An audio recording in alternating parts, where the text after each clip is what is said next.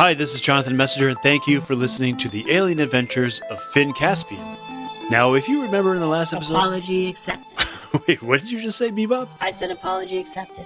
It's so gracious of you to apologize for being so very wrong before. Wait, what was I wrong about? You said that no listener had asked me whether I'd ever fought mutant whales. That's not exactly what I said. Oh no? No. Rewind the tape. The tape? What are you talking...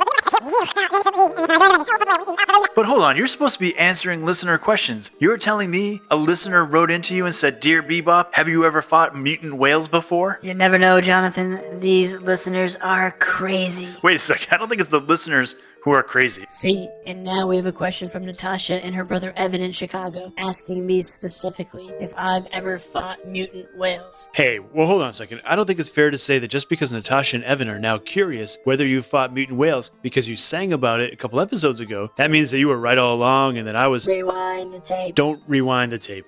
Look, they were nice enough to ask, so can you please answer their question? Have you ever fought mutant whales? Well, I can only really answer that question by launching into a full-on Bebop Tale episode. So please cue the theme music. There's no theme music. Okay, well then cue the threatening whale songs that are also filled with a conflicting sense of deep respect for their mortal enemy, the robot. I don't have any whale sounds. Wait, robots and whales are mortal enemies? Fine. Then at least start the sounds of harpoons whizzing through the night air as our hero Bebop cranks the accelerator on his motorcycle, dodging through a city market on a moonless night. Watch out, Bebop. Don't hit the fish stand. Okay, I have a feeling this story is going to be a long one, so how about instead of going into a Bebop tale, you just answer. Simple, yes or no. Have you, Bebop, Robobogo, Wanatron, fought any mutant whales? Yes, and you'll hear all about it on Bebop Tales, fighting dinosaurs and mutant whales. Bebop Tales, Bebop Tales, Bebop.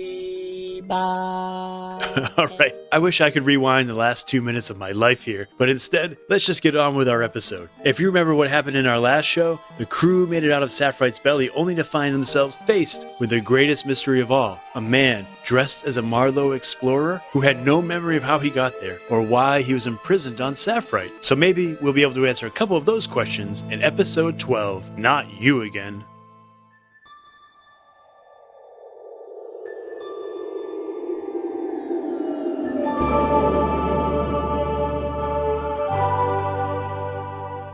Finn knew exactly what he had to do. The troop had to take this adult with no name back to the famous Marlowe 280 Interplanetary Exploratory Space Station. Olivia and Olivia decided not to return with them. Their family needed to rest and then find a new planet to call home. The troop said their goodbyes and packed onto the Explorer pod. If it was cramped on the way down with the addition of Voltronic Zoo, it was even worse on the way back with this new grown-up in the pod. Voltronics was still a little out of it after the trip, and Foggy had to carry him into the ship. They strapped Voltronics down and then sat the man on his lap. Abigail started the launch sequence. Do you really not know your name? Voltronics asked the man on his lap, who just shook his head. Well, let me tell you my name. I'm Volcano Lou. No, wait. That doesn't sound right. My name is Chickenpox Flu. Wait, is that it? Supersonic Doo-Doo? I think he's in worse shape than we thought, Elias said. Speaking of names, on the flight back, the troop tried to settle on a name for their new explorer. Vale went first. You kind of look like a Herman. Does that ring any bells? Nope, said the mystery man. How about Steve? You could be a Steve. Oh wait, no. Stefan, said Abigail. Yeah, you could be a Stefan. Maybe if you shaved your beard, but the grown-up just shook his head. I think we're just going to have to call you Mystery Man for now, said Finn. Finn, this is your mother and Captain speaking. Do you copy? Over. Yeah, Mom, we can hear you. Over. I just received Foggy's transmission. Is it true you're bringing someone back with you? Over. Roger that, Captain C, said Vale. Over. You're not supposed to bring any life forms back with you to the Marlowe. You could be endangering the entire crew. Over. He's not a life form, Mom. He's one of us. He's in a Marlowe suit, and it looks like he's been away from the station for a really long time. He doesn't even remember his name. Over. Mom? Mom, do you copy? What does he look like, Finn? Over. Well, he looks like he hasn't shaved since basically I've been alive. And he has kind of brownish gray hair. I don't know. Seems okay to me. Over. Mom? Okay. Listen, we're going to set up a containment bay. When you land the pod, please do not get out until we come to get you. Copy? Roger that.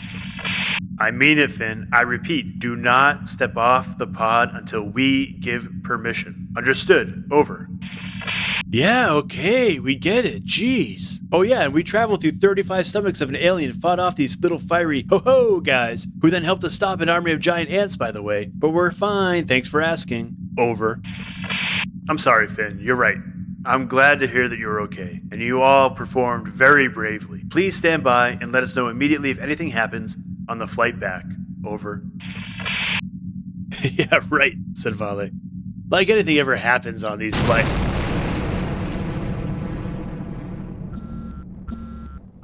The entire Explorer pod shook. The computers started beeping, an alarm going off.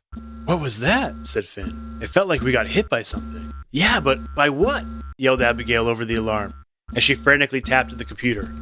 It's not like there are meteors just floating around out here.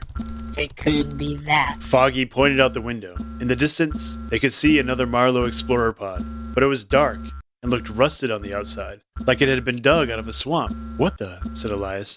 The other pod drew closer, as if it was trying to ram Troop 301's pod. Evasive action, yelled Vale. I know, said Abigail. She tapped at the pod's computer, and the ship dipped as the mysterious pod passed above it. They all peered out the windows, but they could only see the bottom of the other pod, not what was inside it. Nice flying, Abigail, said Finn. I didn't know this pod could move like that. Me neither, she said. I honestly was just sort of typing like a monkey. Guys, it's coming back, said Elias, and they all looked out to see that it was slowly turning around. This time they saw a small metal tube poke out of the side. You know, said Vale, if I didn't know any better, I'd say that was a laser.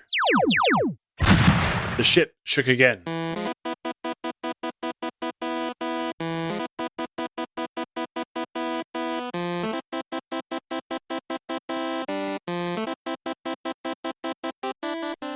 Abigail, no pressure or anything, said Finn, but you better figure out how to get this pod moving, or maybe we have one of those lasers too. I don't know, said Abigail. I'm trying, but I just can't. She banged her fist on the computer and out popped 2 joysticks. Huh? She said. Cool. She pushed one joystick forward and the pod took off, flying faster than they ever had before. The speed knocked the whole troop back. All right, said Elias. You just found the Explorer pod's upgrades. What does that other joystick do? Abigail rolled it around, but nothing changed. She pushed the button on the top and the laser shot straight out into outer space. Whoa, said Finn. I hope that doesn't hit Saphrite. You may actually want to use it on that ship, said Foggy. They looked out the window and saw the other pod was now gaining on them. Fire again. I can't, said Abigail. She tapped a small row of lights next to the computer. I think it needs to recharge. This time, the laser zipped past their ship. Looks like they've made some upgrades of their own, said Finn. Okay, look, we need another way. We're clearly not going to outrun them, and we can't just lead them right back to the Marlowe. We'd be putting everyone's family in danger. Abigail looped the Explorer's pod around Saphrite, pushing the accelerator, and the chase was on. But the other pod stayed close behind. She dodged around moons and rings and any debris she could find out in space. She even dipped around Saphrite's spines, weaving in and out of the mountain range, but she couldn't shake their pursuers. They traded laser shots, but none landed. Inside, everyone was so nervous, no one spoke. Actually, Voltronics said to the mystery man, now that I think of it, my name might be Holographic Shoe. Is this what you guys are always like? Asked the mystery man, because I felt safer in that prison back there. The conversation snapped Finn out of it. Elias, can you shut down Voltronics for a minute? Voltronics? What a funny name. Who's there? Okay, now, I need you to open him up and see if you can fix him. Finn, I don't know how to do that. He's a brand new type of robot that I've never seen before. I know you can do it, Elias. And we're gonna need him to get out of this, which means we need you. But I don't have any tools here. Oh. Actually, hold on a second. Elias unhooked and unscrewed Voltronics' hand, opening up all the various attachments he was equipped with. Drills, a soldering iron, everything he could need. See, said Finn, that is why you are first science officer. Elias smiled and began working on Voltronics. The other ship fired again, but Abigail dodged and fired back, grazing its front. Finn turned to Foggy. You're going to send Voltronics out there after that pod, aren't you? If he can keep his head on straight, he may be able to do some damage, said Finn. Foggy unbuckled himself and stood up. And you are going to need some way to distract them in the meantime, aren't you? I don't know, Foggy. It's too dangerous. I may not come equipped with whatever power is in Voltronic's suit, but I'm not scared of some rusty little ship. You all have to keep moving. I'll do my best to slow them down. Finn gave Foggy a hug. Make sure your communications are on, said Finn. And when we say come back, you come back. Foggy nodded. All of the explorers strapped themselves down, and Abigail overrode the safety system. The door opened, and Foggy jumped out. Everyone but Elias looked out as Foggy rocketed toward the other pod. They'd clearly surprised whoever was inside as it slowed down and began to descend. Foggy dove after it. The other ship's laser turned and pointed right at Foggy. Foggy! Look out! Yelled Finn. The laser powered up and blasted at Foggy, who rolled onto his side as the beam shot past him, missing him by inches and lighting up his smiling face. Olay! He yelled and crashed into the other pod. He put his shoulder to the pod's side and began pushing it even further off course. Abigail turned up the thrusters to put more distance between them. No, wait, said Finn. Circle down and around. While they're distracted by Foggy, we're gonna surprise them. And blast them with the laser gun? Said Vale. Well, I'd rather see if we can figure out who they are and why they're after us. And then we blast them? Well, then we figure out what they want and if we can reason with them. And then, we blast them because we have a laser now? Okay, we'll see, Vale, said Finn. Wait, said Abigail, looking out the window. What is that? The door to the other pod was opening, and something large and furry was coming out. No way, said Finn. That's impossible. Climbing out of the other pod was a large, hairy monster with horns on his head and terrible claws, and was smiling with his terrible teeth and wearing a large, striped sweater. It's them. Foggy saw it too, and he flew away from the pod, but the monster jumped out and grabbed him by the leg, twisting him around. Elias, said Finn. It's time to be done with Voltronics now. Okay, 1 more minute, said Elias. Sorry, but no, said Finn. It has to be now. Elias nodded and closed up Voltronics' back, reattaching the tools to his left arm. Elias powered him on. I am Voltronic Zoo, the greatest robot in the universe. Well, that sounds like something he would say, said Finn, but it doesn't, sound like him. Huh, said Elias. I must have accidentally adjusted his voice box. Oh well, I always had a hard time understanding him before anyway. Voltronics, said Finn. See those two out there? You need to stop the furry one and help Foggy. And stop that pod over there if you can, too. You want me to save the puny robot? Voltronics, come on.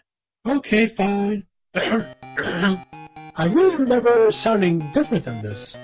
The troop strapped down again and Voltronics shot out after Foggy. Abigail, can you get us any closer? I know it's dangerous, but we'll need to collect Foggy. Abigail was already ahead of Finn, steering the ship closer. Meanwhile, Foggy was floating out in space, doing his best to wrestle with the giant monster, who was scratching at his metal. Voltronics soared after them, but the pod turned its laser on the speeding robot. Voltronics, look out! Yelled Finn. Look out for what? The laser hit Voltronics, but it just bounced off his chrome exterior and shot back at the enemy pod. Whoa, that was really cool, said Elias. Voltronics reached the monster in no time. He grabbed at its fur and flung it back toward the pod. Thanks, Voltronics, said Foggy. No problem, little one. Foggy laughed.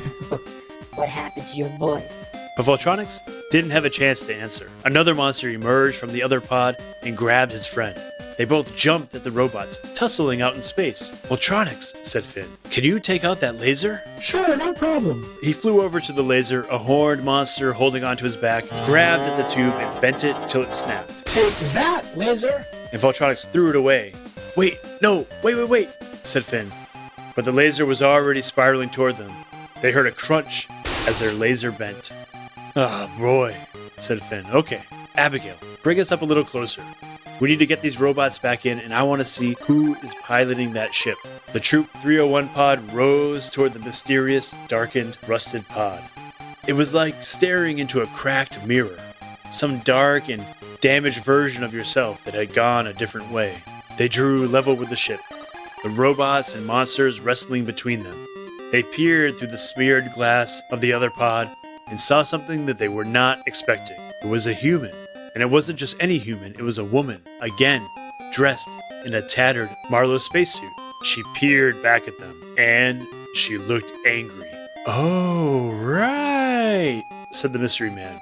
Of course. Now it's all coming back to me. He unbuckled himself and marched over to the computer where Abigail was sitting. He turned off the ship's shields. What? Said Finn. What are you doing? The man smiled. He pointed at the other ship. You all forgot. There's a third wild thing. They all turned and watched as the monster with the bird head leapt from the other pod, soaring past the wrestling robots and monsters, and grabbed hold of their pod. What are you doing? Yelled Finn. I'm going back with them. I remember it all now so clearly.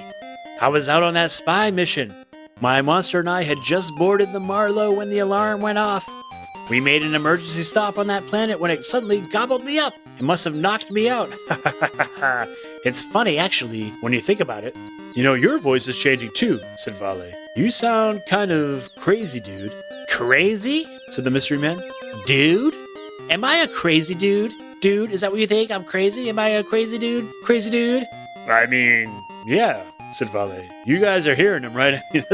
He sounds crazy. Crazy like a fox, said the mystery man as he pressed the button that opened the pod door. Tell everyone aboard the Marlow, especially your mother, Finn, that I remember my name and they should too. Outside, Voltronics and Foggy had freed themselves from the other two monsters and were now blasting their way back to the troop's pod. The giant bird-headed monster reached its arm up into the ship to pick up the mystery man. Wait, so what's your name? Said Finn. Oh, I didn't tell you? No, said Elias. You just said crazy dude. I'm a crazy dude, dude crazy. Enough! Tell her Bunce is back. And that while the Marlow may have forgotten about me years ago, I have not forgotten about it. You mean except for the time where you couldn't even remember your name? Said Abigail. Yes. Yeah, except for that time. Voltronics and Foggy landed outside the pod door, but Bunce turned to them and yelled, Let the wild rumpus start! And with that, the monster leapt from the explorer's pod, zooming past Foggy and Voltronics, carrying the mystery man, or Bunce, with it. The other two monsters grabbed hold, and they all climbed onto their ship. Foggy and Voltronics jumped into the pod, and Abigail closed the doors. Bunce, the mystery man, and the rest of his crew zoomed off. Okay, here we go, said Abigail, turning the ship. Wait, where are you going? Said Finn. Well, we have to follow them, she said. No, said Finn. We should go back to the Marlow and regroup. Finn, come in. Why haven't you come back yet? Over. Mom, we were attacked. By who? Are you okay? Yeah, but I don't know. It's confusing. Who was it, Finn?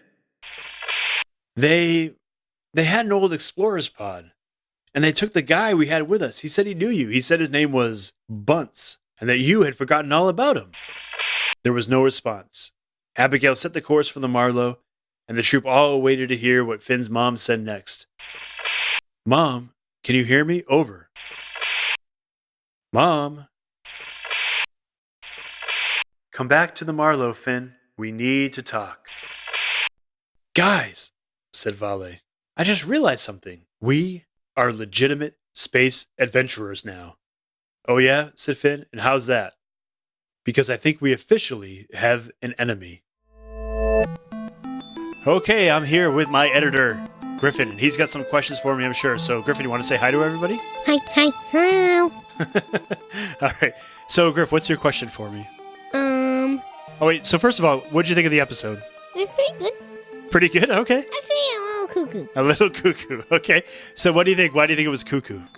Because I didn't really understand what that guy was talking. He was cuckoo. Well, you don't understand what that guy was talking about because Finn doesn't quite understand what that guy was talking about. There's a story happening here that's been happening in the background, and now it's kind of coming through. You know where those wild things came from, right? Or you remember those wild things? Yeah. You remember those wild things from episode 3? Yes. So somebody had to send those wild things to the Marlow, and now we know who that was. Yep. And we know it's because this guy, Bunce, used to be on the Marlow, and he seems pretty angry with the crew right now, huh? Yeah, although there's no reason because you're not.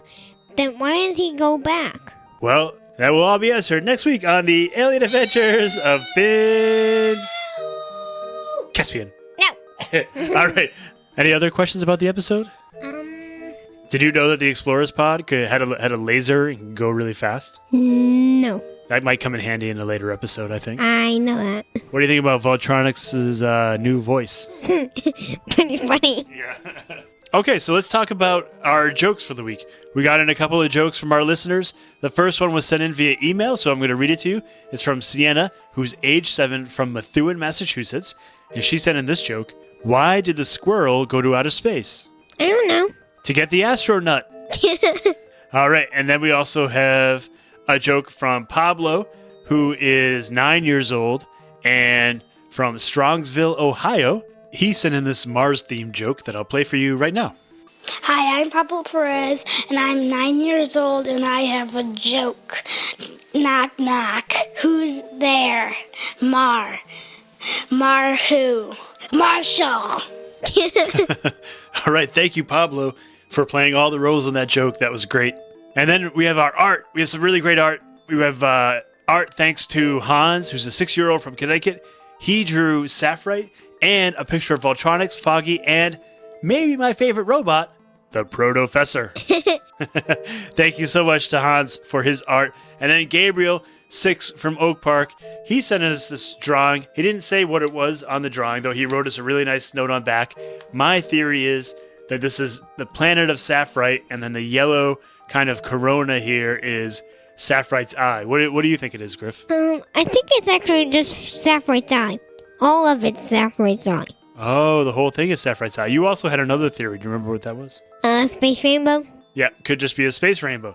So thanks so much to Hans and Gabriel for your art. We really appreciate it. Beebop is going to feast on that probably this weekend. That'll probably be his weekend meal.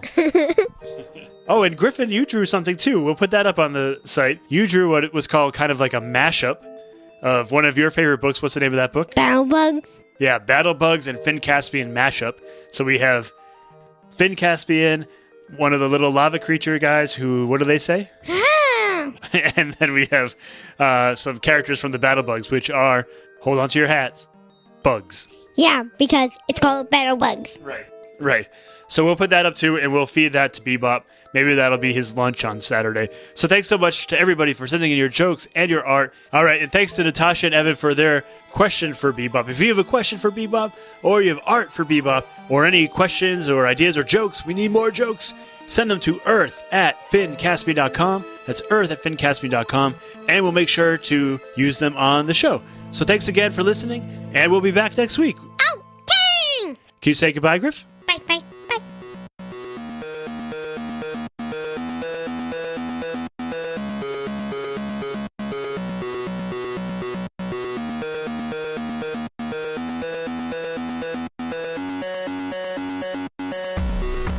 Once again, thank you all so much for listening and sending in your jokes, your ideas, your Beebop food. Remember, go to finncaspian.com and you'll see Beebop's culinary reviews of every piece of art. Special shout out to Gabriel from Oak Park and Hans from Connecticut for their art, and to Sienna from Massachusetts and Pablo from Ohio for their jokes. Keep all that stuff coming. A small announcement. We are 3 episodes away from the end of the first season of the alien adventures of Finn Caspian. But have no fear. If you subscribe in iTunes or whatever podcast app you use, make sure you subscribe and you won't miss a thing. In fact, our hiatus may not even be a hiatus at all, but the only way to know is if you subscribe so you get every story we put out. The Alien Adventures of Finn Caspian is a Type Drawer Media production, written and produced by Jonathan Messenger, edited and guided by Griffin Messenger, with special thanks to Maria Villanueva. The theme music you hear at the beginning and end of every show is by Mark Greenberg, recently voted the nicest raven-haired human. Raven-haired? I think maybe Mark is getting in and writing the show notes here. For more information about the music, the art, everything about the show, check out the show notes. Thanks again for your jokes, your art, your ideas, and for your reviews in the iTunes shop. That's a really great way you can help the show by getting the word out, so we really, really appreciate those. And we'll see you next week.